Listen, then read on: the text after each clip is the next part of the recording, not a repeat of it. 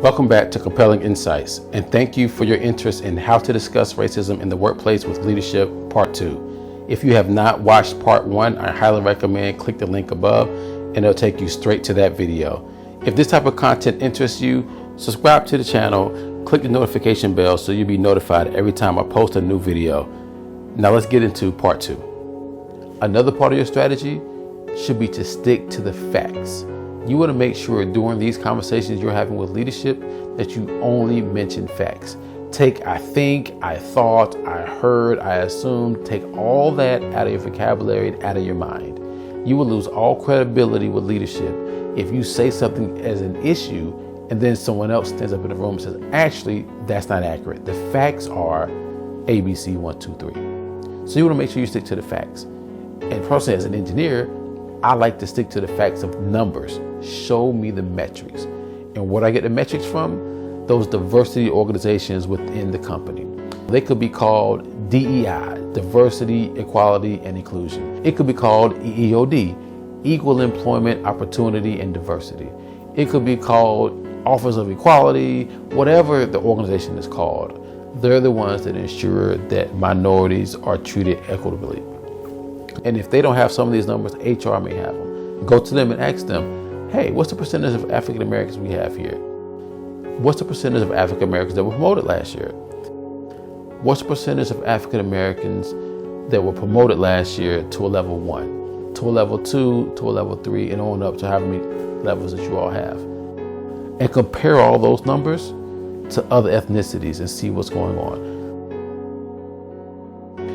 When a person was disciplined, was the disciplinary actions consistent across ethnicities? If both people committed similar infractions, was the punishment the same? If bonuses were given out, what percentage of African Americans received bonuses versus other ethnicities? You also want to ask what percentage of African Americans received bonuses at what number? So for example, if African Americans received bonuses at say $300 and other ethnicities received bonuses at $1,000, cool, we receive bonuses, but the equity isn't there. You also want to ask, what's the percentage of African Americans that were hired into the organization last year compared to other ethnicities? What percentage of African Americans were hired with no degree compared to bachelor's, compared to master's, compared to PhDs, and then compare all that to other ethnicities. I used to work for a company, and interestingly enough, most of the people at my level and below were African American. Just bringing in a more diverse workforce doesn't help change an entire system. You have to change where you're bringing people in. And a lot of people they brought in that were African American either had no degree or had a 2-year degree. But all the other positions at the higher levels had 4-year degrees or masters or PhDs.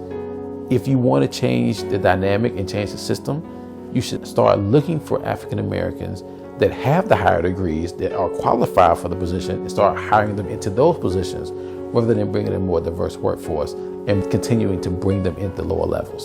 So you want to ask that question. And there are tons and tons of other questions you can ask to determine if there's issues and what the issues are. And those are the numbers and the facts you need to figure out what to do to address the issues. And those facts and numbers which you bring up to your organization, to your leadership during these conversations to make sure they're addressed. Now, there will be some times where those numbers will not be public, and you just have to ask to make them public. A lot of times leadership doesn't want those numbers to be public because it puts a stain on them. You want those numbers public. And if the leader is serious about making change in the organization, they will make those numbers public.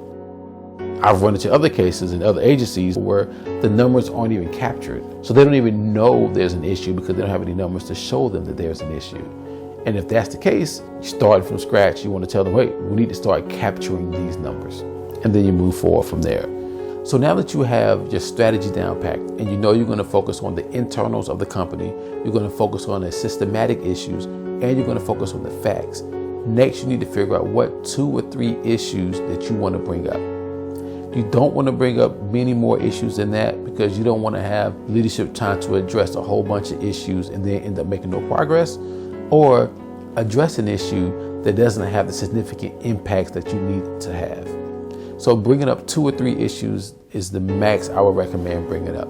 I received a phone call from somebody who worked downtown DC at a federal agency.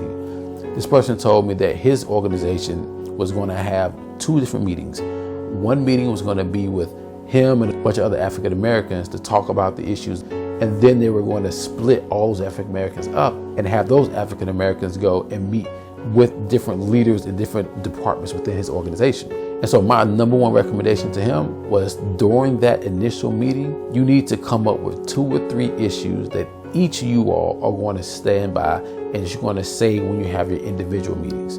So now it's about 10 or 15 of them. Rather than 10 or 15 of you all having 2 or 3 different issues that you want to bring up, if each of you all bring up the same 2 or 3 issues, those are the same 2 or 3 issues that's going to be addressed.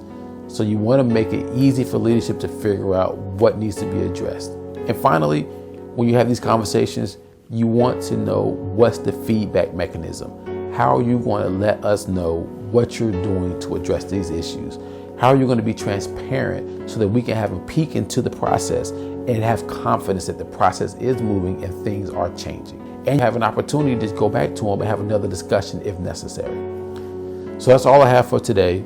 Thanks for watching. If you have any questions, leave them down in the comment section. If you like this type of information, definitely subscribe to the channel. Click the notification bell so you'll be notified every time I post a new video. And then we'll talk to you next time.